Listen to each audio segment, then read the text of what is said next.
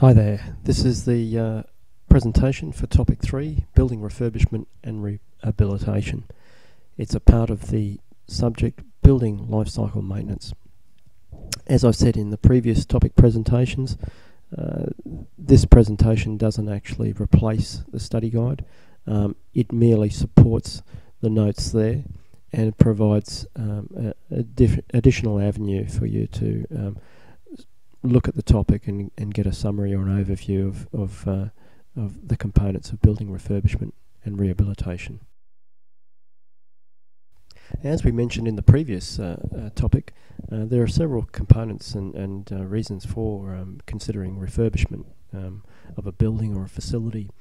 It becomes obvious when the facility doesn't meet the business objectives and the tenant's needs.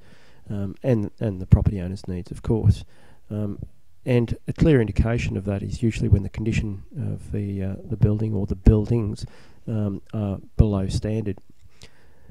I've got a graph here showing the group of 8 universities in Australia at a time when they conducted a desktop audit and have identified here a percentage of the building stock, which is either critical, poor, fair, good and excellent. And as you can see here, the majority of the, or over half of the building stock shown there is poor, fair or critical. And so that's a first indication that we really need to start considering refurbishment, rehabilitation, or maybe even demolition. So if we consider a rating scale for identifying that building stock, we might look at this type of 5-point Likert scale here, where C1 represents really poor condition, here it represents demolition, and the facilities condition index is basically a percentage of the amount of money of deterioration and liability against or as a ratio of the complete asset replacement valuation. So we're saying there, if it's less than 20%, really there's not much left in the building. To, at the other end of the scale, very good. So if there's 5% of the stock which requires some type of upgrade, then we can consider the condition rating very good. So this is probably the first step that really will help us identify where refurbishment needs to take place in a building or in several buildings. And if we look at the life cycle of the buildings over a period of time, we can use a simple graph like this to demonstrate, or illustrate I should say, the cost. So if we look here, every 30 years there's a major cost in bringing the building up to an appropriate standard or that meets the building users, the occupants and the property owner's requirements. So you see at 30 years there's a huge investment of capital, and again then at 60 years there's a huge investment of capital. So each time that capital curve, it starts to deteriorate, more money's having to be spent on the building to maintain the same level of business service level. I've outlined here the factors for and against refurbishment, and it's not always an easy decision made by a cost analysis. This is better value than that one. Quite often there's a lot of qualitative issues that enter into the discussion and the decision-making process.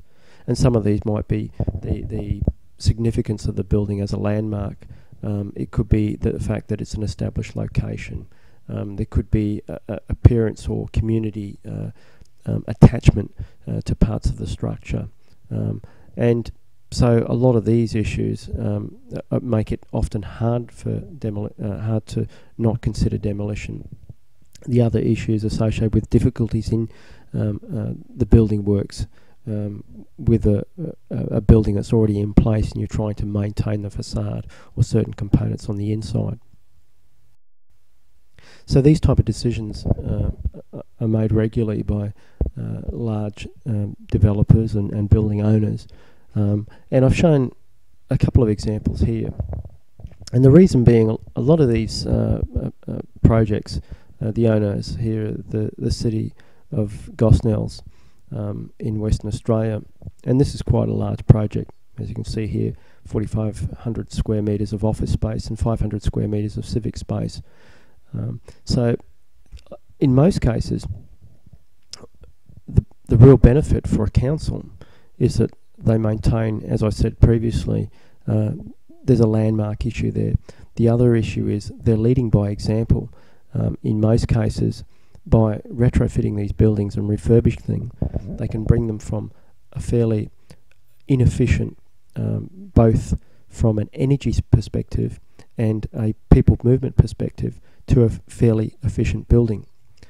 Again, Brookfield, an investor, extremely large portfolios of buildings, and have buildings that, again, deteriorate over time. There may be tenants that decide to leave because the buildings aren't meeting their requirements or not as efficient as other building stock in that area.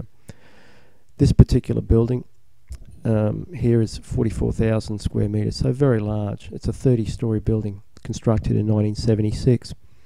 So again, the same issue they have to face. Well, it's already an established building. A lot of the costs of foundations, substructure and superstructure have already been met.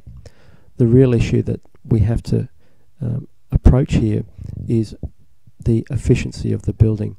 And once they start doing that, once the owner and the developer can start finding some positives out of the refurbishment process, it means there's a lot of possibilities of creating a building which meets a better Green Star rating. Again here, this is another building in Western Australia. It's the Commonwealth of Australia building. It's the GPO building in Perth. A fairly inefficient building for many years, and now a building that again achieves a really good Green Star rating. An extremely efficient building, maintains the facade, beautiful location, and has a lot of character and a lot of attachment from the people of Perth. So these are three examples where refurbishment and rehabilitation can work really well for everybody: the community, the property owner and the tenants. It's not always straightforward to have a building out of commission and not having some kind of income stream. I've shown a very simplistic diagram here of a coastal resort, which if nothing's done, then over a period of 10 years, there's going to be a considerable amount of backlog. In this case here, $120 million.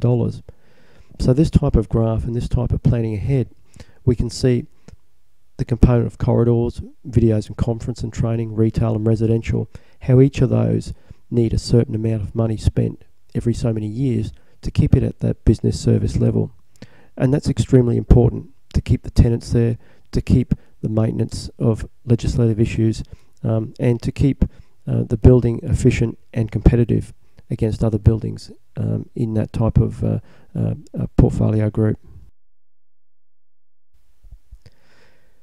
It's also good to recognise that depending on the business service level of the occupants, the tenants and the property owner, that not all refurbishment needs to be at a higher level.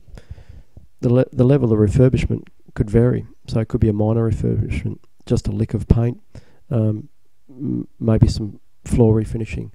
A major refurbishment could be where the interior is totally regutted, all new ceilings, lights, air conditioning, floors, walls and so forth, just a shell. A recycle and regenerate could really be a full-on refurbishment and recycle of the building where very little is left, maybe the external facade, maybe some components of the building which is considered unique. So that's important to consider also in that life cycling and in that costing and cost in use study. We've been through the topic now, and it's probably a good opportunity for you to again read the study guide on refurbishment and rehabilitation. Refer to the study guide reading and any associated text, and work through some of those workbook examples for this topic too while it's fresh in your mind. If you've got any questions, please post them to the student group forum or email me, the lecturer.